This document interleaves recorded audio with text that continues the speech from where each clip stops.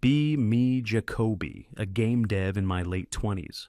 Not a massive 808 studio, just a small, passionate indie team. There were about a dozen of us, and we'd just shipped our first big title. A fantasy RPG that actually did pretty well for itself. Got good reviews, built a small but dedicated community. For the first time in my career, I wasn't in a state of constant anxiety about layoffs. The vibe in the office was perfect. We were a well-oiled machine. You had Easton, our lead programmer. The guy was a wizard, a quiet older dude who had been coding since before I was born. If you had a problem you couldn't solve, you went to Easton. He'd stare at your code for a minute, hum to himself, and then point out the one misplaced semicolon that was ruining your life. A legend. Then there was Tony, our junior dev and QA guy. Younger than me, full of energy, always eager to learn. He was the one who would find the most obscure bugs, the kind you could only trigger by jumping backward 3 times while casting a specific spell on a Tuesday. On the art and writing side, we had Myra and May. They were genuinely talented. Myra's concept art basically defined the whole look of our game, and May's writing gave our world depth. We all got along, no drama, no office politics. If there was a critical bug, we'd all stay late, order some pizzas, and crush it together. Tasks were assigned based on one thing and one thing only. Who was the best person for the job? It was a meritocracy. A beautiful, functional meritocracy. And then she arrived. The higher-ups, the publisher suits who funded us, decided we needed more structured leadership to handle our newfound success. So they hired a new project manager for us. Her name was Ivana. She walked in on a Monday morning, sometime in the spring, I think.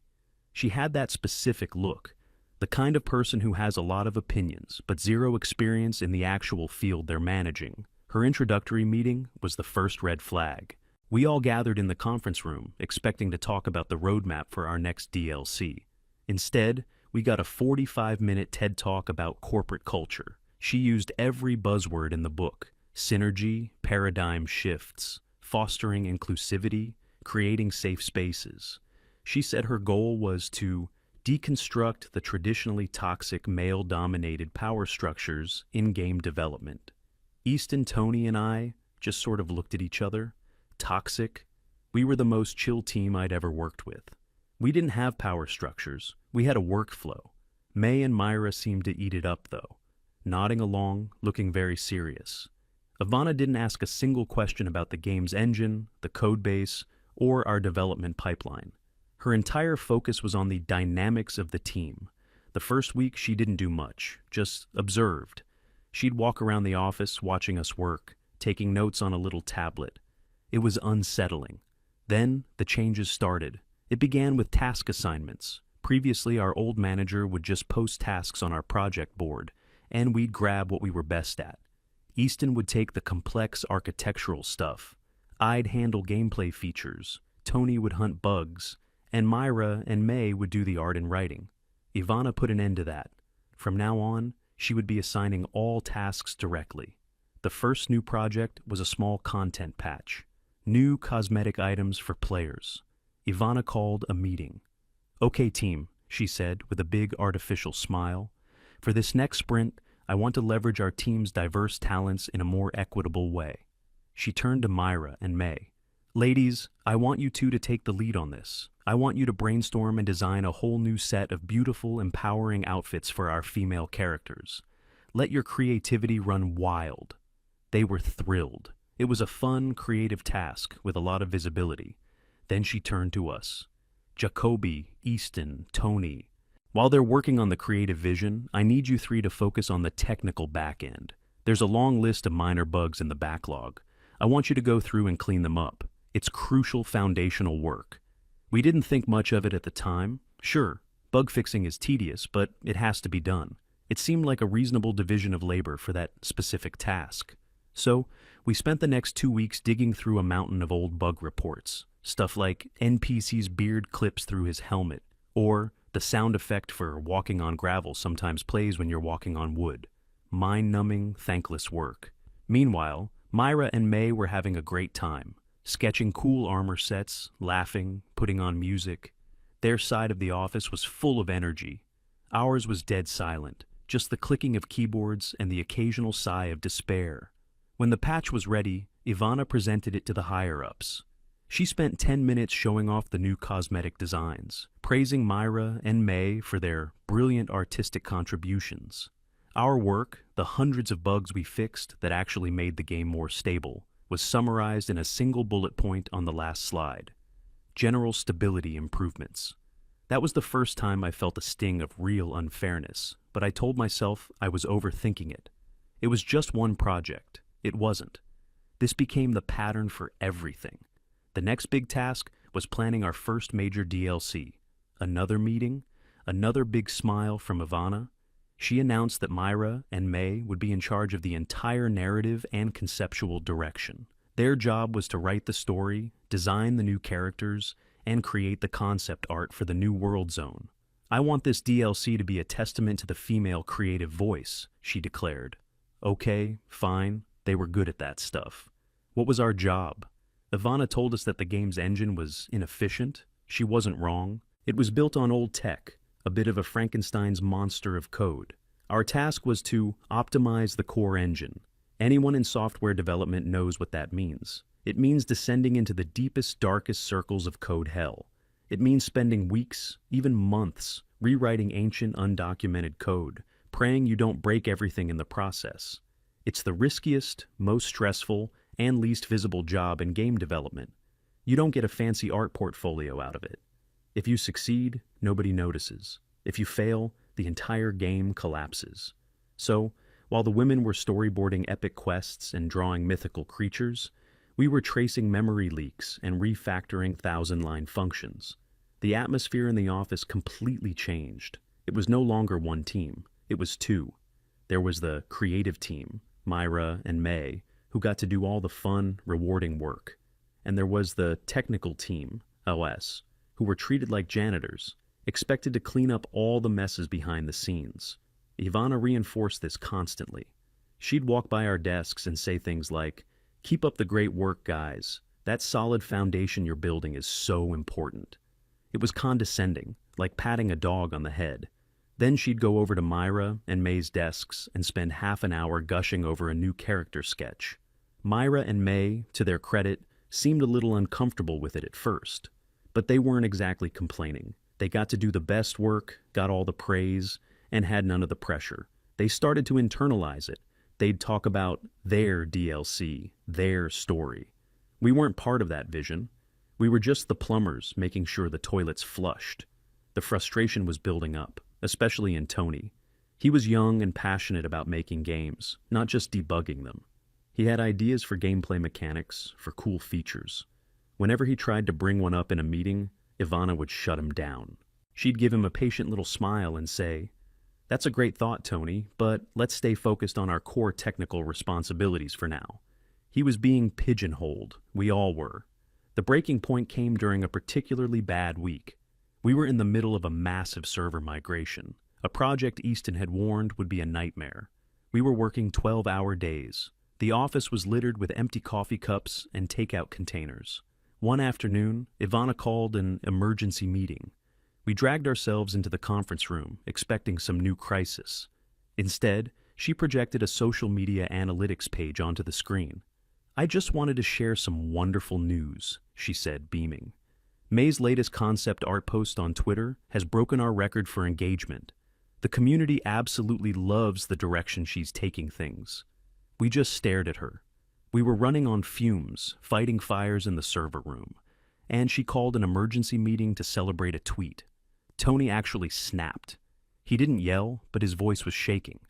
"That's great," he said. "Meanwhile, the authentication server has crashed 3 times this morning, and we're losing player data. We've been telling you for weeks that we need to upgrade the hardware." The room went silent. Ivana's smile vanished. She looked at Tony like he was a cockroach that had just crawled onto her desk. "Tony," she said, her voice dangerously calm, "I understand you're under pressure, but that tone is not productive. It's a classic example of toxic masculinity in the workplace. Trying to diminish a female colleague's success because you're feeling stressed." My jaw dropped. So did Easton's.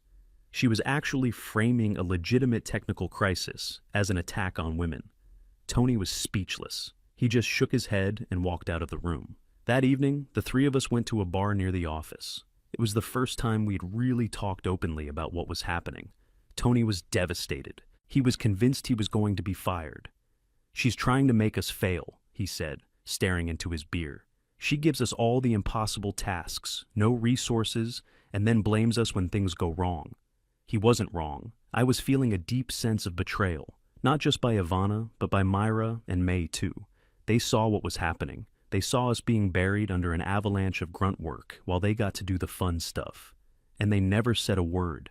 They just accepted their privileged position. It felt like the whole social contract of our team had been broken. We had been a unit. Now we were a political battlefield. I vented for a while. Tony brooded, but Easton was just quiet, slowly sipping his drink. Finally, after we had both run out of steam, he spoke. "She's playing a different game," he said, looking at us. "She's not trying to make a good video game. She's trying to win a political argument, and we're the pawns." He was right. Her goal wasn't to ship a successful product. Her goal was to create a narrative, a story she could tell her friends and put on her resume. The story of a brave feminist manager who transformed a toxic male space and empowered female creators. The actual quality of the game was secondary to that. "So, what do we do?" I asked. "Go to the director? It's her word against ours. She'll just say we're a bunch of disgruntled guys who can't handle a woman in charge." Easton shook his head. "No, we don't complain, we don't argue, we don't get emotional." He leaned forward, his eyes intense. "We do exactly what she tells us to do, and nothing more." Tony and I were confused. "It's called malicious compliance," Easton explained, "or work to rule. Right now, we're killing ourselves to hold everything together. We're working overtime, we're taking initiative, we're fixing problems before she even knows they exist. We're enabling her. We're covering for her incompetence." He took a drink. "We stop. We do only what is explicitly stated in our written job descriptions and in her emailed instructions. No more staying late. No more proactive problem solving. We clock in at 9, we clock out at 5. If the server is on fire at 5:01, it burns until tomorrow morning. Every request, every task, we demand it in writing. We will build a paper trail, a detailed, undeniable record of her mismanagement."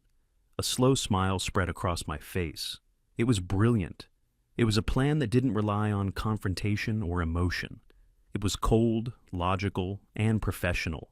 We weren't sabotaging anything. We were simply following the rules. Her rules. We would give her exactly what she wanted. A team where the men just handled the technical foundation. And we would let her deal with the consequences when she realized that the foundation was the only thing holding the entire house up. Tony's eyes lit up. For the first time all night, he looked hopeful. "When do we start?" he asked. Easton finished his beer. "Tomorrow morning." The next day, the atmosphere was different. We walked in, not with dread, but with a quiet sense of purpose. The first test came before lunch. Ivana walked over to my desk. "Hey, Jacoby," she said, in her usual overly familiar tone. "I was thinking it would be really cool if we added some dynamic weather effects to the new zone. Could you whip up a quick prototype for me to see?" This was a classic Ivana move, a casual off-the-cuff request for a feature that would take weeks to implement properly. Normally, I would have sighed and just started working on it, adding it to my mountain of other tasks. Not today. I looked up from my screen and gave her a polite, professional smile. "That sounds like an interesting idea, Ivana. Could you please send me a formal task request via email with the detailed specifications? I'll need to add it to my current sprint backlog and assess its impact on my existing deadlines." Her smile faltered for a second. She wasn't used to this. She was used to just giving orders and having them followed. "Oh," she said. "Well, it's just an idea. Just wanted you to play around with it." "I understand," I said, keeping my tone perfectly neutral. "But to properly allocate my time, I need all my tasks to be formally documented, as per our new structured workflow." I had used her own buzzwords against her. She stood there for a moment, thrown off balance. "Right, okay, I'll do that," she stammered and walked back to her office. Of course, she never sent the email, because she didn't want a paper trail of her asking for massive, unplanned features. Easton gave me a subtle nod from across the room. Round 1 was ours. The next few weeks were a masterclass in passive resistance. Every verbal request was met with the same polite, "Please send that to me in an email."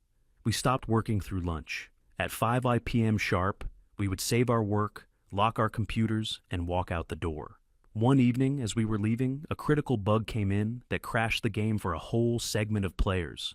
Ivana ran out of her office in a panic. "Guys, wait! The game is broken. We need to fix this now." Easton just looked at his watch. "It's 5:05, Ivana," he said calmly. "Our workday is over. We'll look at it first thing in the morning." Her face was a mixture of disbelief and fury. "This is an emergency. You can't just leave." "Our contracts don't stipulate mandatory overtime for production emergencies," Easton replied, without missing a beat. "If you'd like us to be on call, we can discuss getting that formally added to our employment agreements with new compensation terms." She was so angry she couldn't even speak. We just turned and left. It felt incredible. It was like we had taken back control. Ivana's management style completely depended on us being compliant, hard-working guys who would quietly clean up her messes. By refusing to do that, we were exposing the cracks in her system. The game's stability started to suffer. Minor bugs weren't getting fixed as quickly.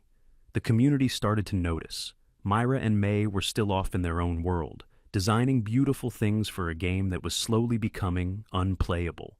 They were completely insulated from the technical reality of the project. Ivana tried to put the pressure back on us. She scheduled more meetings, demanding to know why our velocity had decreased. In each meeting, Easton would calmly pull up our task list, which was now meticulously documented via her own emails. He'd point to the screen. "We are completing the tasks you've assigned us, Ivana. However, as we've noted in these emails here, and here, and here, the technical debt is accumulating. Without dedicated time to address it, performance will continue to degrade." She had no answer. We were using her own documentation to trap her. Her narrative was falling apart. She couldn't paint us as lazy or incompetent when we had a perfect record of completing every single task she had formally assigned us. And she couldn't blame us for not doing work she never assigned. Her frustration grew. She became more irritable, more paranoid. She started trying to micromanage us, demanding hourly updates on our progress. We complied, of course. We flooded her inbox with detailed, jargon-filled reports every hour on the hour. She had created a bureaucratic monster, and now it was eating her alive. All of this was leading up to the big one, the deadline for the new DLC she had promised to the community and the publishers. The DLC that was built entirely on the creative vision of Myra and May, and that we had warned her, in writing, was technically unfeasible without a major engine overhaul. An overhaul she had explicitly denied us the time to perform. As documented in a very specific email that Easton had saved in a special folder, he named the receipt. The day of reckoning was approaching, and for the first time in months, we weren't afraid. We were ready. The week of the DLC launch arrived. A weird, tense quiet settled over the office. It was like two different companies sharing a space. On one side, you had Myra and May, who were basically in celebration mode. Their work was done. They had created the art and the story, and in their minds, the hard part was over.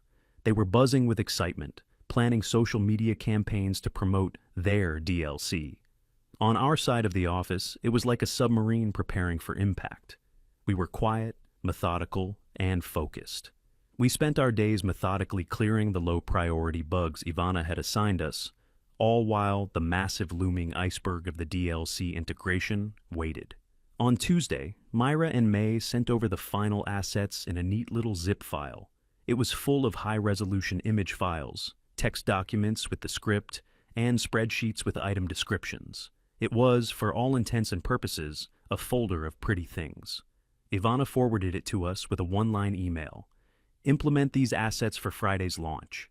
Easton took the file. He didn't say a word, just started the process of trying to stitch it all into the game's engine. It took less than an hour for the whole thing to catch fire. Metaphorically, of course. The new character models had 10 times the polygon count our engine was designed to handle. Loading them into the main game world caused the frame rate to drop to single digits. The new quest scripts were calling for functions that didn't exist, causing them to crash the moment you tried to interact with an NPC. The new zone they'd designed was beautiful in the concept art, but it was a technical nightmare. It was full of complex geometry and lighting effects that would have required a complete rewrite of our rendering pipeline. It was exactly what we had predicted, but 100 times worse. It was like someone had handed us the blueprint for a skyscraper and told us to build it on the foundation of a log cabin, using only toothpicks and glue. We spent the rest of the day documenting every single critical failure. We didn't try to fix them. That wasn't the plan. Our job was to assess, document, and report.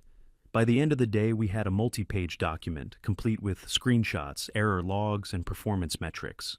It was a detailed, technical, and utterly damning report on the state of the DLC. Easton wrote up the email to Ivana. It was a masterpiece of professional, blame-free language. It started with, "Following your directive to implement the new assets, we have completed our initial integration pass. The following critical issues have been identified." It went on to list the top 10 game-breaking bugs, each with a technical explanation of why it was happening. It concluded with, "Our assessment is that the DLC in its current state is non-functional and cannot be released. To address these core architectural conflicts, we will require a minimum of a 1-week delay to begin a full refactoring process. We are on standby for your instructions." He attached our report, CC'd the director, a crucial move, and hit send. Then we packed our bags. It was 4:59 p.m. As we were walking out the door, Ivana stormed out of her office. She was holding her phone, her face pale with rage. She had read the email. "Where do you think you're going?" she demanded. Her voice was sharp, cutting through the quiet office. "We're going home," I said. "It's 5 o'clock. You can't leave. You just sent me this disaster report. You have to fix it." Easton stopped and turned to face her. He looked completely calm. "There is nothing to fix, Ivana," he said, his voice even. "The work cannot be fixed. It needs to be redone correctly, as we have advised for the past 2 months. We are awaiting your authorization to delay the launch and begin that work tomorrow." "Delay?" she almost shrieked. "I have already told the publisher it's launching on Friday. I've told the community, you will stay here tonight and you will make it work." This was the moment, the confrontation we had been building towards. Easton just shook his head slowly. "No," he said, not aggressively, just a simple, firm statement of fact. "We will not be doing that." "This is insubordination," she hissed. "No," Easton said again. "This is us adhering to our contracts and to a reasonable, healthy work-life balance. We have identified the problems as requested. We have proposed a solution. We have done our jobs. We will be back tomorrow at 9 to continue doing our jobs." He turned to leave. She was practically vibrating with fury. "If this DLC fails," she said, her voice low and threatening, "it will be on you. I will make sure everyone knows you 3 sabotaged this project." Tony, who had been silent this whole time, finally spoke up. "How can we sabotage something that was never designed to work in the first place?" he asked. And with that, we walked out. We left her standing there, alone, in the middle of the office. The next day, Wednesday, was surreal. We came in at 9, as promised. Ivana was already there. She looked like she hadn't slept. Her hair was a mess, and her eyes were bloodshot. She didn't speak to us. She just sat in her office with the door closed. We spent the day working on our assigned low-priority tasks, all while the broken DLC build sat there on the server, a ticking time bomb. We heard from the night cleaner the next day that she had been there until at least midnight. He said she was in the main dev area, at my computer, just staring at the screen. Not typing, just staring and clicking the mouse occasionally. She had actually tried to fix it herself. The thought was almost comical. She, who couldn't tell the difference between Java and JavaScript, thought she could wade into our codebase and fix a catastrophic architectural failure. It was the ultimate role reversal. The manager who thought our work was just about logic and structure was now face to face with the reality of it, and she was utterly, hopelessly lost. Thursday was a ghost town. Ivana didn't come in. She sent a single terse email to the whole team. "The launch is proceeding as scheduled tomorrow. Be ready." Myra and May were getting nervous. They had started to see the negative chatter in the community about the game's recent instability. They quietly asked me if the DLC was ready. I gave them the honest, professional answer. "We have submitted a report to Ivana detailing a number of critical bugs. We are awaiting her instructions on how to proceed." I didn't throw anyone under the bus. I just stated the facts. Friday arrived, launch day. The three of us went about our normal work. We didn't touch the DLC build. We had no instructions to do so. At midday, an automated notification popped up. The new DLC had been pushed to the live servers. She had done it. She had pushed the button from home, deploying the broken, non-functional build to our entire player base. A new kind of quiet fell over the office. Then, the storm hit. The official game forums exploded. The subreddit became a wall of angry posts. Our mentions on Twitter were a dumpster fire. It wasn't just buggy, it was a catastrophe. The DLC was corrupting players' save files, deleting their characters. People who had spent hundreds of hours in our game were losing everything.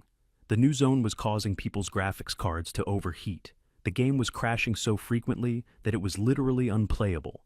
Our Steam review score, which had been a respectable, mostly positive, plummeted to overwhelmingly negative in the space of about 6 hours. It was a complete, unmitigated, public disaster. Myra and May were in shock. They were watching the community they had helped build turn on them, their beautiful art and story being blamed for destroying the game. We just kept working, documenting the new bugs as they were reported by players, answering no questions, offering no solutions, just doing our jobs. The following Monday morning, the director showed up, the founder and head of the whole studio. He wasn't one of the publisher suits. He was an old-school programmer who had started the company in his garage 20 years ago. He was quiet, serious, and he did not suffer fools. He called everyone into the main conference room. Ivana was there. She had her game face on, dressed impeccably, looking calm and collected. It was quite a performance. The director didn't waste time with pleasantries. He just looked at Ivana and said, "Explain." Ivana stood up and launched into her pre-prepared speech. It was a masterwork of corporate deflection. She talked about how the male members of the programming team had been resistant to her leadership from day one. She said they had a toxic, exclusionary attitude and had fostered a hostile work environment.